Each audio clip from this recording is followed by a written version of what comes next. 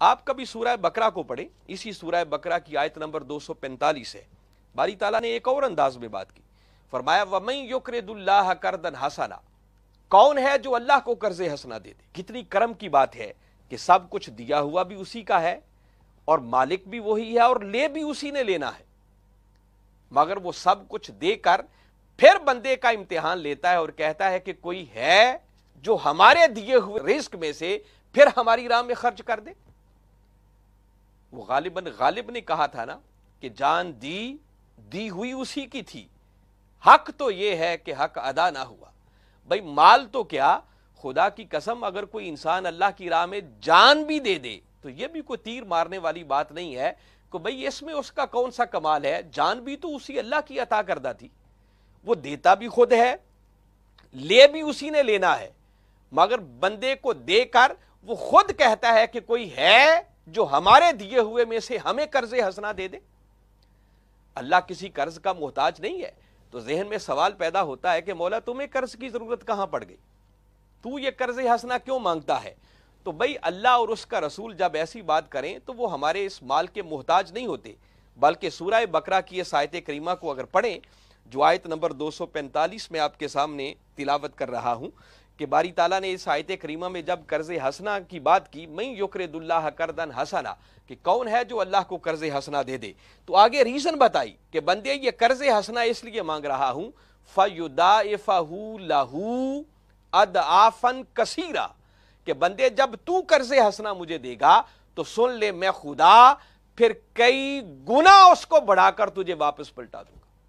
اب یہاں باری تعالیٰ نے کثیرہ کا لفظ استعمال کیا، کثیر مرتبہ اس کو بڑھا کر واپس پلٹا دوں گا۔ اب اللہ کی کثیر کا اگر اندازہ کرنا ہو تو میں ایک چھوٹی سی بات کہنا چاہ رہا ہوں، یہ جو دنیا ہے اس دنیا کی نسبت تاجدار کائنات صلی اللہ علیہ وسلم نے فرمایا الدنیا متاع قلیل، فرمایا یہ دنیا ایک متاع قلیل ہے، مگر اس متاع قلیل کا عالم یہ ہے کہ خود باری تعالیٰ نے قرآن پاک میں ارشاد فرمایا وَإِن تَعُدُّوا نِعْمَتَ اللَّهِ لَا تُحْصُوهَا، کہ اگر اس قلیل کے اندر تم میری نعمتوں کو گننا چاہو، شمار کرنا چاہو، تو فرمایا یاد رکھو تم میری نعمتوں کو گن نہیں سکتے۔ تو ناظرین مکرم ذرا سوچیں، ارے جس کے قلیل کا یہ عالم ہو کہ تم اسے شمار نہ کر سکو، تو چشم تصور میں لاؤ اس کے کثیر کا عالم کیا ہوگا۔ اور باری تعالیٰ فرما رہے ہیں جب بندے تو مجھے قرض حسنہ دے گا تو میں 1 2 مرتبہ 5 7 مرتبہ نہیں، فَيُضَاعِفَهُ لَهُ اضعافاً کثیرا، تو فرمایا میں کثیر مرتبہ اسے بڑھا کر تجھے واپس پلٹا دوں گا۔ جس کا مطلب کہ انسان تو اپنی عقل کے پیمانے پر سوچ بھی نہیں سکتا کہ میں تیرے اس دیے ہوئے کو کس طرح اور کتنا بڑھا کر تجھے واپس پلٹا دوں گا۔ بس یہ ہمارے ایمان کی کمزوری ہے کہ ہمارا کبھی اس بات کی طرف دھیان نہیں جاتا اور اس پر ہمارا یقین کامل نہیں ہے۔ اگر اس بات پر ہمارا ایمان پختہ ہو جائے، یقین کامل ہو جائے، تو سچی بات ہے ہم سب کچھ اللہ کی راہ میں دینے کے لیے تیار ہو جائے۔ اسی طرح آپ کبھی سورہ روم 30واں سورہ ہے قرآن پاک کا اور اس کی آیت نمبر 39 کو پڑھیں، باری تعالیٰ نے وہاں پر تو باقاعدہ زکوٰۃ کا لفظ استعمال کر کے یہی بات کی، فرمایا ما آتیتم من زکوٰۃ، فرمایا یہ جو کچھ تم اللہ کی راہ میں زکوٰۃ دیتے ہو، تریدون وجہ اللہ، اللہ کی رضا کے لیے، فرمایا تم اللہ کی رضا کے لیے اس کے مکھڑے کے طلبگار بن کر جو کچھ اس کی راہ میں زکوٰۃ دیتے ہو، تو فرمایا یہ جو زکوٰۃ دینے والے ہیں، آگے حصر کے انداز میں تاکید کے ساتھ بات کی، فَأُولَئِكَ هُمُ الْمُضْعِفُونَ، فرمایا حقیقت میں یہی وہ لوگ ہیں جو اللہ کے ہاں اپنے مال کو بڑھانے والے ہیں۔ گویا جو اللہ کی رضا کی خاطر اس کی راہ میں زکوٰۃ دیتے ہیں، صدقہ دیتے ہیں، خیرات کرتے ہیں، غریبوں کی مدد کرتے ہیں، تو فرمایا یہ دینے والے فَأُولَئِكَ هُمُ الْمُضْعِفُونَ، حقیقت میں یہی ہیں جو اپنے مال کو بڑھانے والے ہیں۔ تو ناظرین مکرم اگر اتنی آیات پر اکتفا کیا جائے تو کم از کم یہ بات سمجھ میں آ گئی، اور اگر ہم اللہ پر کامل ایمان رکھتے ہیں تو اس کی ہر بات پر بھی ہمارا ایمان اور یقین ہونا چاہیے کہ اللہ رب العزت مختلف پیرائے میں قرآن پاک میں جگہ جگہ کس طرح اگر ہم اس کی راہ میں دیں تو اس مال کو بڑھا کر واپس پلٹانے کا وعدہ کر رہے ہیں۔ مگر یہ انسانی نیچر ہے، پھر ایک شیطان بھی ہے کہ جب ہم دینے لگتے ہیں تو وہ آ کر کئی وسوسے ہمارے دلوں میں پیدا کرتا ہے، جیسا کہ سورہ بقرہ میں ہی باری تعالیٰ نے پھر ایک مقام پر ارشاد فرمایا الشیطان یعدکم الفقر، فرمایا مجھے معلوم ہے کہ جب تم میری راہ میں دینے لگتے ہو تو شیطان آ جاتا ہے، تمہارے ذہنوں میں کئی وسوسے پیدا کرتا ہے، کئی خیالات ڈالتا ہے کہ بندے اگر دے گا تو مال کم ہو جائے گا، فلاں ضرورت بھی رہ جائے گی، فلاں کام بھی رہ جائے گا، کل بچوں کی فیسیں دینی ہے وہ کہاں سے دے گا، بجلی کا بل دینے والا ہے وہ کہاں سے ادا کرے گا، کل بچی کی شادی کرنی ہے اس کے انتظامات کہاں سے کرے گا۔ فرمایا وہ کئی وسوسے تمہارے دلوں میں ڈالتا ہے۔ الشیطان یعدکم الفقر، وہ تمہیں اس بات کی طرف متوجہ کرتا ہے کہ مال دے دیا تو بندے خود فقیر ہو جائے گا، مال کم ہو جائے گا۔ وَيَأْمُرُكُمْ بِالْفَحْشَاءِ، مگر اگر کہیں بے حیائی کا کام ہو تو وہاں تمہیں بہت انکرج کرتا ہے کہ بندے خرچ کر بڑا نام پیدا ہوگا۔ فرمایا ایک طرف شیطان ہے جو تمہارے دلوں کے اندر یہ وسوسے پیدا کرتا ہے، اور ساتھ ہی باری تعالیٰ نے اسی آیت کریمہ میں آگے فرمایا وَاللَّهُ یعدکم مغفرۃ منہ، میرے بندو سنو، ایک طرف یہ شیطان ہے جو تمہارے دلوں میں وسوسے پیدا کرتا ہے، اور دوسری طرف میں اللہ یعدکم تم سے وعدہ کرتا ہوں مغفرۃ منہ کہ جب تم میری راہ میں دو گے تو میں خدا اس بات کا تم سے وعدہ کرتا ہوں کہ تمہارے دیے ہوئے کے صدقے تمہیں مغفرت عطا کر دوں گا،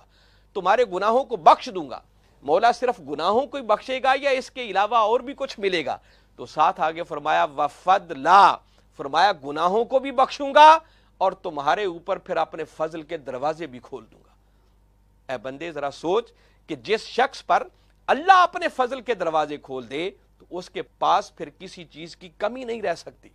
اس کا مال پھر کم نہیں ہو سکتا، پھر اس کا مال بڑھتا ہی چلا جائے گا۔ تو ناظرین مکرم، اگر قرآن پاک کی اتنی آیات پر ہم اکتفا کریں تو یہ بات طے ہو گئی کہ اللہ رب العزت بار بار قرآن پاک کے اندر ہمیں اس بات کی طرف متوجہ کر رہے ہیں کہ بندے اس بات کو ایک زندہ حقیقت کے طور پر اپنے من میں بٹھا لے کہ جب تو میری راہ میں خرچ کرے گا تو تیرے خرچ کرنے سے مال کم نہیں ہوگا بلکہ مال بڑھے گا۔ اب اس سے بعد اگلا سوال جو ذہن میں پیدا ہوتا ہے کہ یہ بات تو طے ہو گئی کہ اللہ اور اس کے رسول صلی اللہ علیہ وسلم کا چونکہ فرمان ہے اور ان کے فرمان میں کسی شک کی گنجائش تو نہیں ہے، مگر پھر بھی انسانی ذہن سوچتا ہے کہ بھئی اگر مال بڑھے گا تو وہ کیسے بڑھے گا، اس کی کوئی سمجھ بھی تو آنی چاہیے، بظاہر تو وہ مال کم ہو جاتا ہے۔ تو میں کوشش کرتا ہوں کہ بڑے آسان پیرائے میں اس بات کو اپنے سننے والوں تک پہنچانے کی کوشش کروں تاکہ یہ بات صحیح معنوں میں ہمارے دلوں میں اتر جائے۔ یاد رکھیں کہ اللہ کے دینے کے رنگ بڑے نیارے ہیں، وہ بندے کو وہاں سے پھر عطا کرتا ہے جو انسان کے وہم و گمان میں بھی نہیں ہوتا۔ مثلا جب آپ اللہ کی راہ میں خرچ کرتے ہیں، صدقہ کرتے ہیں، خیرات کرتے ہیں، تو اس کے دینے کا ایک رنگ تو یہ ہوتا ہے کہ بندے کو اس دیے ہوئے کے صدقے اللہ بڑی بڑی بیماریوں سے، بڑے بڑے حادثات سے بچا لیتا ہے۔ دیکھیں گھر میں اگر ایک موذی مرض آ جائے نا تو گھر میں بچتا کچھ نہیں ہے، پورے کا پورا گھر لٹ جاتا ہے، اور اگر ایک حادثہ ہو جائے، کوئی ایکسیڈنٹ ہو جائے، بسا اوقات پوری کی پوری فیملی اس حادثے کی نظر ہو جاتی ہے۔ تو آپ اندازہ کریں کہ اگر اللہ تعالیٰ آپ کے اس صدقے کے صدقے، آپ کی اس دی ہوئی زکوٰۃ کے صدقے اللہ آپ کو بیماریوں سے بچا لے، حادثات سے بچا لے،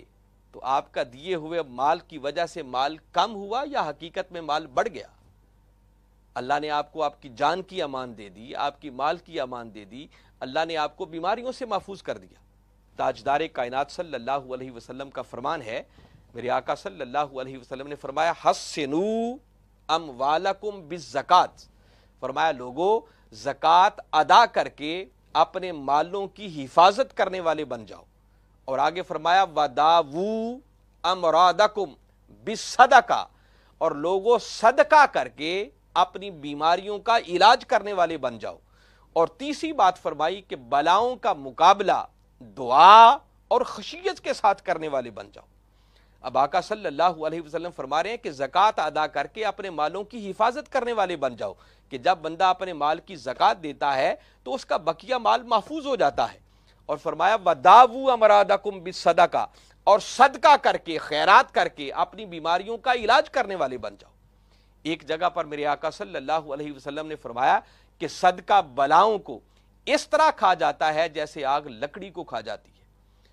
تو اگر ہمارے اس صدقہ اور خیرات کی وجہ سے اللہ ताला हमें बीमारियों से महफूज कर दे, हमें बहुत सारे हादसात से बचा ले, तो ये उसका कितना बड़ा करम होगा और हमारे ऊपर उसका कितना बड़ा फजल होगा। और इस वजह से हम देखें तो ये एक जाविया है, एक एंगल है कि देने से कम नहीं होता, बल्कि अल्लाह उस बंदे की जान और माल में कितनी बरकतें अता कर देता है। फिर नाज़रीन मुकर्रम, आप कभी गौर करें, ये देखने की बात है कि बसा औकात आप कभी मार्केट में चले जाएं, इस बात का मुशाहदा करें, बाजार के अंदर, मार्केट के अंदर एक ही जगह पर मुख्तलिफ चीज़ों की दुकानें होती हैं। मसलन आप कपड़े की मिसाल ले लें, जब आप कपड़े की मार्केट में जाएंगे तो साथ साथ जुड़ी हुई आपको कपड़ों की दुकानें नजर आएंगी। मैंने कई बार इस बात का मुशाहदा किया है कि एक ही बाजार के अंदर आप एक दुकान पर जाते हैं और वहां दुकानदार वो दोनों सुबह आते हैं, आकर अपनी दुकान खोलते हैं, उन्होंने माल भी सेम रखा होता है। एक आता है सुबह से शाम तक बैठ बैठ कर चला जाता है, उसकी दुकान में कोई ग्राहक दाखिल ही नहीं होता, और अगर कोई आ भी जाए तो उससे उसका सौदा ही नहीं बनता। और साथ ही दूसरी तरफ दुकान होती है जिस पर ग्राहकों का इतना तांता लगा होता है, कईयों ने 10-10, 15-15, 20-20 मुलाजिम रखे होते हैं और फिर भी वो पूरा नहीं उतर पाते, इतने ग्राहकों का तांता लगा होता है कि वो सबको निपटा सके और सबको डील कर सके। इसको बरकत कहते हैं। फिर अल्लाह लोगों के दिलों में डाल देता है कि आपने किसके पास जाना है, उसके कारोबार को अल्लाह बरकत अता कर देता है। वो फिर मट्टी को भी हाथ लगाता है तो अल्लाह उसे भी सोना बना देता है। तो अल्लाह के देने का एक ये रंग है। हदीस मुबारका के अंदर है, ताजदार कायनात सल्लल्लाहु अलैहि वसल्लम ने इरशाद फरमाया, और आप सहाबाए किराम को ये बात सुना रहे हैं, और सहाबाए किराम को सुनाने का मकसद दर हकीकत क़यामत तक आने वाले अपनी उम्मतियों तक ये पैगाम पहुंचाना था। मेरे आका से सही मुस्लिम शरीफ के अंदर बाकायदा ये हदीस मुबारका है। मेरे आका सल्लल्लाहु अलैहि वसल्लम सहाबाए किराम से फरमा रहे हैं कि एक शख्स था, साबका उम्मतों की बात हो रही है, कि वो जा रहा था कि अचानक उसने बादलों से एक आवाज़ सुनी कि बादलों को हुक्म दिया जा रहा था कि जाओ और फलां शख्स की ज़मीन पर जाकर बरस जाओ। उसको बड़ा ताज्जुब हुआ ये आवाज़ सुनकर। वो जैसे ही थोड़ा आगे गया तो वो बादल एक चटियल सी ज़मीन पर बरसे।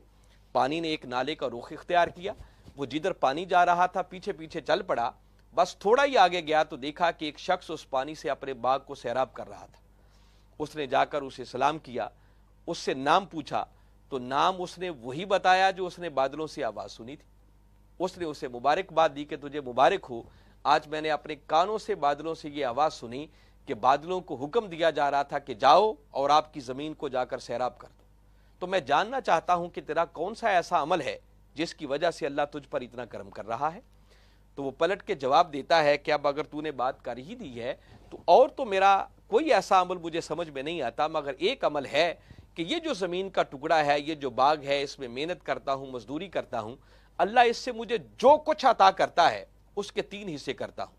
फरमाया पहला हिस्सा अल्लाह की राह में सदका कर देता हूँ, खैरात कर देता हूँ, गरीबों पर खर्च कर देता हूँ। दूसरा हिस्सा अपने और अपने बच्चों पर खर्च करता हूँ, और तीसरा हिस्सा दोबारा इसी बाग पर, इसी ज़मीन पर इन्वेस्ट कर देता हूँ। फरमाया यही एक मेरा अमल है जो मुझे समझ में आता है कि जिसके सदके अल्लाह मुझ पर इतना करम कर रहा है कि वो बादलों को भी हुक्म देता है कि जाओ और मेरी ज़मीन को सैराब कर दो। ये अल्लाह के देने का एक रंग है कि अल्लाह जब करम करने पर आ जाए तो फिर बंदे पर यूं भी करम करता है। अभी मैं बता रहा था कि अल्लाह बीमारियों से महफूज कर देता है, अल्लाह बहुत सारे हादसात से बंदे को बचा लेता है। याद रखें, ये सदका इतनी बड़ी चीज़ है कि ये बीमारियों का ख़त्म हो जाना, किसी हादसे से महफूज हो जाना और किसी बला का टल जाना, ये तो बात ही कुछ नहीं है। सदका इतनी बड़ी चीज़ है कि ये मौत जैसी मुसीबत को भी टाल देता है। नुज़हातुल मजालिस के अंदर ये बात आई है कि ये भी ताजदार कायनात सल्लल्लाहु अलैहि वसल्लम अपने सहाबा को बता रहे हैं, और सहाबा को बताने का मकसद हम सबको सुनाना था। मेरे आका फरमा रहे हैं कि हज़रत दाऊद अलैहिस्सलाम एक दिन अपनी मजलिस लगाकर बैठे हुए थे, हाजरीन मौजूद थे कि ऐसे में मलकल मौत आपकी खिदमत में हाजिर हुआ और अर्ज़ करने लगा कि अल्लाह के नबी, ये जो एक जवान आपकी मजलिस में बैठा है, 3 दिन के बाद इसकी रूह कब्ज़ कर ली जाएगी, इसका आखिरी वक्त आ जाएगा। आपने बात सुनी और एक राज के तौर पर अपने सीने में महफूज कर ली। वक्त गुजरता रहा, वहाँ 3 दिन तो क्या कई महीने और साल गुजर गए, मगर उस नौजवान को मौत नहीं आई। दोबारा जब इज़राइल अलैहिस्सलाम से मुलाकात हुई تو حضرت داؤد علیہ السلام نے پوچھا کہ بھئی آپ نے تو کہا تھا کہ اس نوجوان کی 3 دن کے بعد موت ہو جائے گی، اس کی روح قبض کر لی جائے گی، وہ تو ابھی بھی زندہ ہے، اس کی وجہ؟ اسرائیل علیہ السلام عرض کرنے لگے کہ اللہ کے نبی ہوا یوں تھا کہ جو میں نے بات کی تھی وہ حق تھی، تقدیر میں یہی لکھا تھا، مگر جب یہ شخص آپ کی مجلس سے اٹھا تو اس کے پاس 20 درہم تھے، اس نے وہ اللہ کی راہ میں خیرات کر دیے،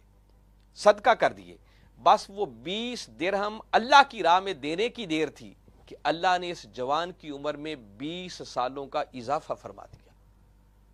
تو ناظرین مکرم، جب آپ اللہ کی راہ میں دیتے ہیں، صدقہ کرتے ہیں، خیرات کرتے ہیں، تو اس طرح اللہ کا کرم ہوتا ہے، اللہ بیماریوں کو ٹال دیتا ہے، اللہ حادثات کو ٹال دیتا ہے، بہت ساری بلاؤں سے آپ کو محفوظ رکھتا ہے، اور پھر وہاں سے آپ کو عطا کرتا ہے جو انسان کے وہم و گمان میں بھی نہیں ہوتا۔